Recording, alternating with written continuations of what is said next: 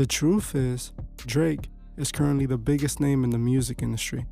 With countless hits, he has managed to cement himself on the top of the Billboard charts, amassing one of the biggest fan bases in the entire world. What if I told you that Drake is far from what he seems, that he has dark secrets that he wouldn't want the world to know?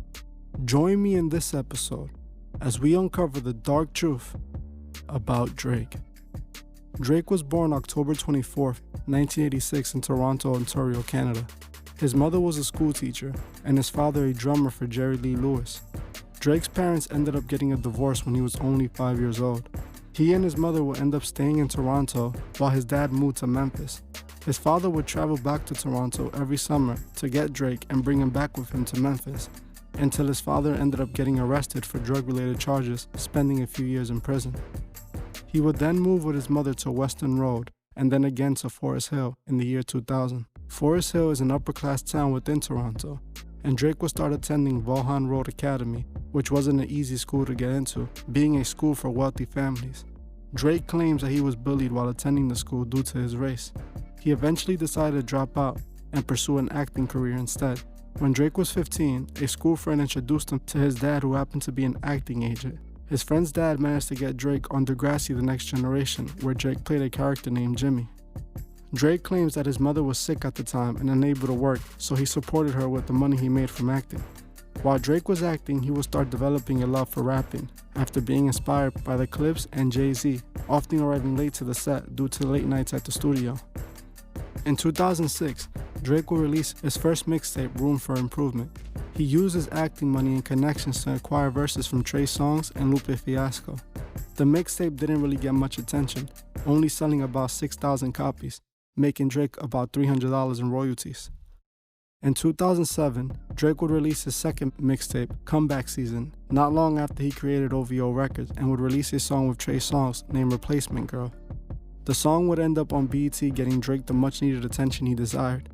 The song sampled a Flo Rida and Lil Wayne song, which forced Jay Prince, who was Drake's manager at the time, to give the song royalties to Lil Wayne. After Lil Wayne heard the song, he decided to remix it. Lil Wayne would later invite Drake over to Houston to join him on the Carter 3 tour. During the tour, Drake and Lil Wayne would start recording a bunch of songs together. Even though Lil Wayne hadn't signed Drake yet, he stood in contact with him. In 2009, Drake would release his mixtape So Far Gone, which he made available for free download on his OVO blog site. This mixtape was packed with big-name features, having appearances from Lil Wayne, Bun B, Omarion, and Lloyd. This mixtape was his first commercial success due to two songs on the project, Best I Ever Had and Successful. Both songs went gold and peaked at number 2 on the Billboard Hot 100, even winning Drake the 2010 Rap Juno Award. Due to the success of the project, a bunch of record labels went into a bidding war to see who can sign Drake. It is rumored that it was the biggest bidding war in the rap history. Drake would end up signing to Lil Wayne, Young Money Records instead, prompting the beginning of a long, luxurious rap career. This is what you may already know about Drake, because this is what Drake wants you to know, but the truth is much more sinister than this. I have come to believe that Drake is a Satanist and has sold his soul to the devil in order to make it in the industry. Drake has taken a satanic oath in order to be the sixth god and be on top of the world. The reason I have come to this conclusion is no other than Drake himself. His music videos and lyrics, and even what he calls himself, paints a clear picture of what Drake represents. The first thing I would like to discuss is his clear admiration for Satanist Aleister Crowley. I believe that Drake is inspired by the wickedest man in the world, and is why he calls himself the sixth god, as Aleister called himself 666, the Beast. I am to believe he started worshipping Crowley when he adopted the Owl of Shrine as his brand logo. The Owl of Shrine is a giant owl that is worshipped at the Bohemian Grove by members of the Order of the Golden Dawn, a satanic occult which Crowley was a member of, and even inspired Crowley to create his own order, which was called Ordo Templi Orientis, or known as OTO. Very similar to OVO, wouldn't you say?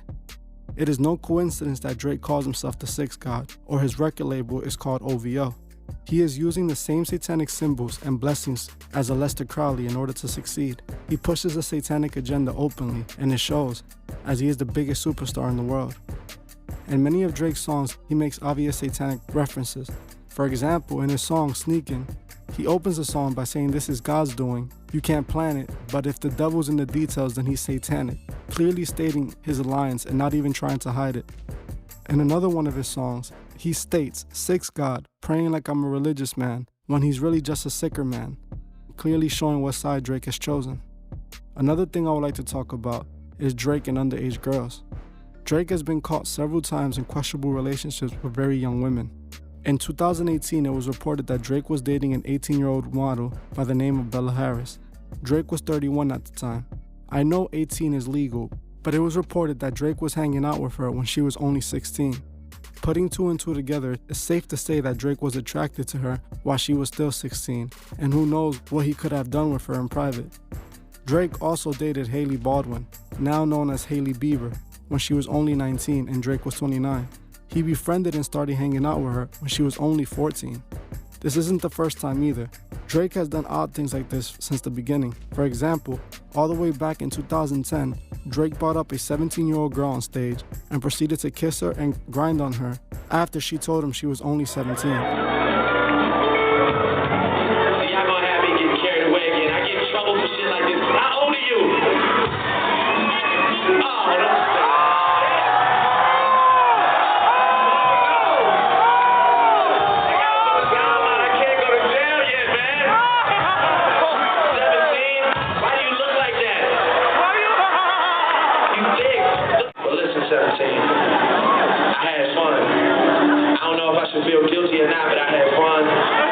The way your breasts feel against my chest. I just want to thank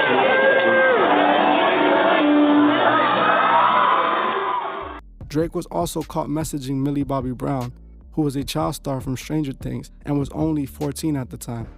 She told an interviewer that she loves Drake and that they text each other frequently.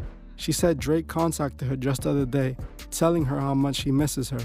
Drake was also contacting Billie Eilish while she was underage as well. Honestly, it's clear to me what Drake is into. He himself was a child actor who more than likely was introduced to this type of behavior at a young age while acting. It looks like he might be into some sick behaviors, as he is clearly influenced and worships Aleister Crowley. The next thing I would like to talk about is Drake and XXXTentacion, as Drake has been accused by many people on the internet of having something to do with what happened to X. People were pointing out to their beef prior to X's death. The beef started when X accused Drake of stealing his flow from his song Look At Me, which Drake denied. Drake's flow on the song KMT sounded very similar to X, Look At Me. When Drake denied X's allegation, it instantly began a beef between the two that got very disrespectful very quickly. X would call Drake out of his name and even go as far to disrespect Drake's mother. Drake, for the most part of the beef, stood very quiet, just like he normally does. He started throwing subliminal shots in songs, just like we saw him do with Kanye West. Unlike Kanye, who took Drake's threats more serious, XXX did not and continued to disrespect Drake. XXX even posted on his Instagram account that if he was killed, it was Drake, later claiming he only posted this because his account was hacked. Many people also accused Drake of stealing his idea for God's plan. XXX at the time was seen promoting a similar idea on his social media that looked very similar to what Drake did in God's plan. XXX wanted people to donate to those in need and help them in any way and post it on IG. Drake was then seen in Miami in his video for God's Plan, giving away $1 million. What is odd about this is Drake is not from Miami and instead is from Toronto. XXX is from Miami, so why would Drake go to Miami and donate money? Why not to Canada or Houston, the two places where he actually is from? After XXX passed, everybody was pointing out a specific scene in Drake's song Sicko Mode with Travis Scott, where it appears that someone who resembles rapper XXX had a meteor fall from the sky and kill him. The person who was seen being crushed does look similar to XXX in my opinion. With what I know about Drake's obvious connection to Aleister Crowley, I wouldn't put it past him. In my opinion, it does seem like Drake might have something to do with it. Drake is a smart person, and this is why I think he is capable of taking calculated moves in order to remove a threat out of his way. XXX was disrespecting Drake and his mother, trying to damage Drake's image. X was only a few months in the industry while Drake was already a vet and the biggest name in the industry. Drake has the means to put a hit on X if he truly wanted to, like he raps at the beginning of Sicko Mode. It's interesting that he rapped that his dogs would do him for a Louis belt. XXX was killed and was robbed for his Louis bag full of money. The circumstances surrounding X's death was also strange, as it looked like his killers were stalking him, or they wouldn't have no idea where X would have been. Also, when they robbed him, he wasn't resisting and he gave them the bag of money. They still decided to shoot him multiple times and make sure he truly was gone. This never made any sense to me, as if they were truly trying to rob him, they wouldn't have shot him. This will make their crime worse and create bigger consequences if caught. Triple X was not armed and he did not fight back, but he was still shot. When you think of Drake's line in sicko mode and his subliminal shots in the video, things start to look plausible. Drake has always tried to steal upcoming artists' hype. He tries to collaborate with artists the moment they get relevant in order to steal their momentum. This is why when fans listen to new artists' hit songs that Drake happens to remix, they tend to forget about the main artist on the song. It just becomes another Drake hit. He has done this with many artists like the Migos, Party Next Door, I Love McConan, Blockboy JB, and he tried to do it to X. But X refused to have his moment stolen by Drake and tried to fight back. He might have paid for this with his life. If you would like to see an updated, more detailed video on Triple X Tentacion, comment Triple X down below. If 100 people comment Triple X, the next video will be about him. The next thing I would like to talk about is Drake's purpose in furthering the agenda. Like I said, Drake is smart, so he learned early what he had to do in order to climb to the top of the industry. That's why he embodies Satanism and incorporated it in his image. The record label used Drake to promote investors' brands. They used Drake to promote an ultimate satanic lifestyle. They're able to use Drake to manipulate the entire hip-hop culture, which in 2021 is global. Drake had no issue giving himself to Lucifer in order to make it. Drake is the true definition of an industry plant. He used his connections since the beginning to get into Hollywood, then the music industry. Drake was given easy entrance because he was created for this very reason. This is why Drake was able to cross over from rapper to pop star so easily. He is truly an actor playing his role, and it happened to work very well. Drake chose the side that would make his dreams come true. Nothing more than a puppet being used by the Freemasonic agenda in order to guide the masses into accepting the new Masonic order. As we listen to our favorite artists, we must remember what agenda they represent. We must not allow them to manipulate us into following their satanic agenda. We must help those who can't see the truth find the truth. Thank you for watching this episode of The Truth Is. If you would like to further support the channel, join me on Patreon, the link would be in the description. If you join before the 28th of this month, you could be entered to this month's monthly raffle where you can win a shirt, a cash prize, and even pick a video topic. Also, please leave a comment below on your thoughts on this video and on any future topics you would like to see me cover on my channel.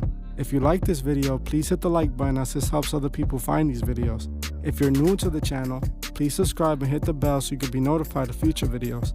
Please follow me on Instagram @TheTruthIs01 and on TikTok @TheTruthIs. I will gladly appreciate it. Thank you. Goodbye.